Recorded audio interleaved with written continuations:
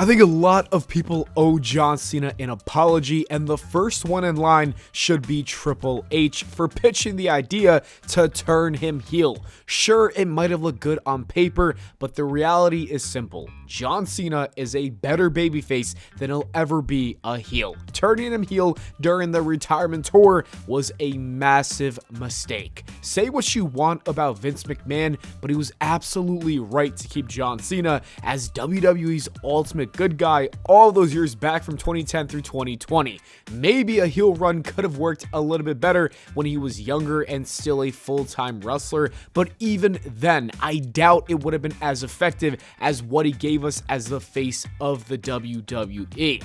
You know who else owes him an apology? The Rock and Travis Scott. They helped set up this storyline and then vanished out of nowhere. They left John Cena high and dry, forcing him to carry a heel arc that completely ignored the very people that brought him into it. They bailed, and John Cena unfortunately had to pay the price. And honestly, the fans also owe John Cena an apology as well, myself included. We spent years chanting, tweeting, and begging for a heel turn, only to realize that we were wrong. The moment he finally turned, people cheered until they got bored of his run after just a couple of weeks. The direction fell apart, the booking got messy, and what should have been a legendary farewell tour turned into one of WWE, if not the most underwhelming story of all time. What was supposed to be a career-defining twist ended up hurting the legacy of a man who gave everything to the WWE, and honestly, John Cena did not deserve that at all. He deserved a lot better. The worst part about John Cena's heel run is that we never got to truly enjoy his final world title reign. This was supposed to be the one, the historic record-breaking championship run that would cement his legacy forever. Instead, it's tainted and overshadowed by a character shift that just did not work.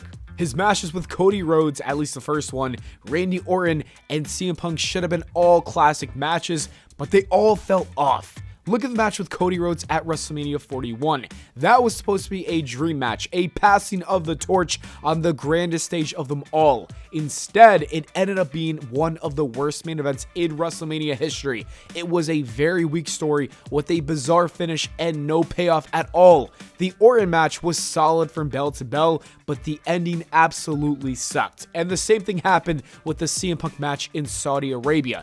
It was great wrestling that had a flat, overbooked ending that kind of took away from the match. And you know what they say, the ending is the thing that matters most. That is why this run hurts.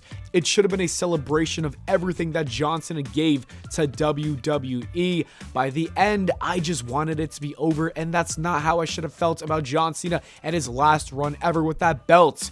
But then something finally changed. Last week on SmackDown, John Cena stepped in the ring, he grabbed a mic and basically said, yeah, you know what, I messed up big time and I'm a babyface again. We did not get a huge angle, which would have been nice. He didn't over-explain, but honestly at this point you couldn't have done anything. You just got to get rid of the heel turn. So I think it was literally just course correction, and it was the best decision they could have made. Because look at SummerSlam.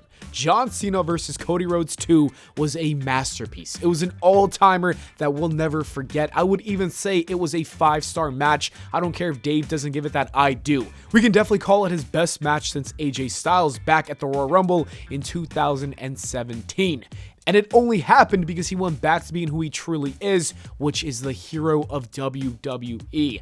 That is why it stings the most. We could have had this version of John Cena all along. A little bit more intense and more serious, but still a babyface. Unfortunately, the WWE just fumbled big time here. At the end of the day, what's done is done. John Cena is no longer the champion. He is a babyface again, and he gave us possibly the match of the year. And now his next challenger is clear, and that man is Brock Lesnar, who is back in the WWE. After being away for 2 years now, the Beast returned and immediately set his sights on John Cena. And let's be honest, this does not look good for John Cena. Brock has been destroying this man since 2003. And from what Triple H recently said, John Cena is actually the one who wanted this. He personally requested to work with Brock Lesnar as one of his final feuds in this farewell tour. The WWE wanted a headline-grabbing moment, and this was it. As you heard from the pop, the people absolutely loved it in that building. But we do have to talk about what's going on behind the scenes. I think WWE only brought him back now because the political climate is shifting.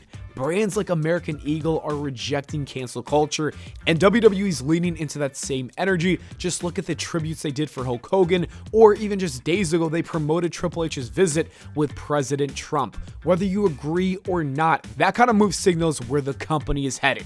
And in that same spirit, they said, screw it, let's bring Brock back. Of course, not everyone is happy. Even Janelle Grant's representative have already spoken out, calling his return upsetting, that it's going to fuel even more backlash. But WWE, and more importantly, TKO, they don't care. What they do care about is money, and Brock Lesnar equals money.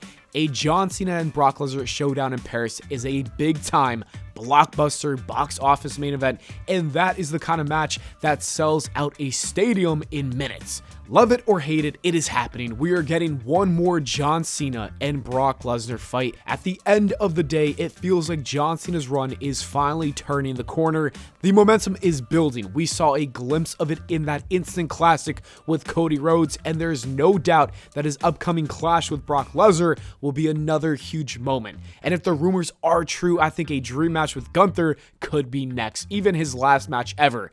Honestly, speaking of his last match ever, I think that John Cena should reconsider his retirement timeline. I hope he steps in front of the crowd and says, you know what, guys, I did not get this right. This wasn't the farewell I wanted, and it's not the one that I think you guys deserve. And that is when he announces that he's postponing his final match from December of this year to WrestleMania 42. That would be fire, and that would honestly feel right. Because let's be real, why end your career, your legendary career, at Saturday night's main event when you could write the final chapter on the grandest stage of them all at WrestleMania?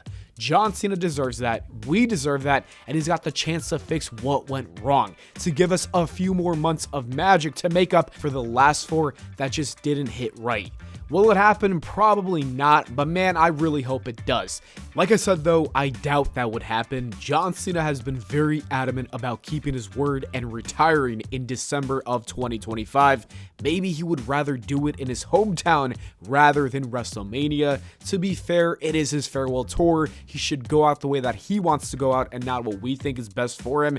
Anyways, we are now locked into the rest of John Cena's farewell tour. I am excited to see the rest of it. What do you guys think about his heel run? And are you excited for the next chapter where he's the good guy again?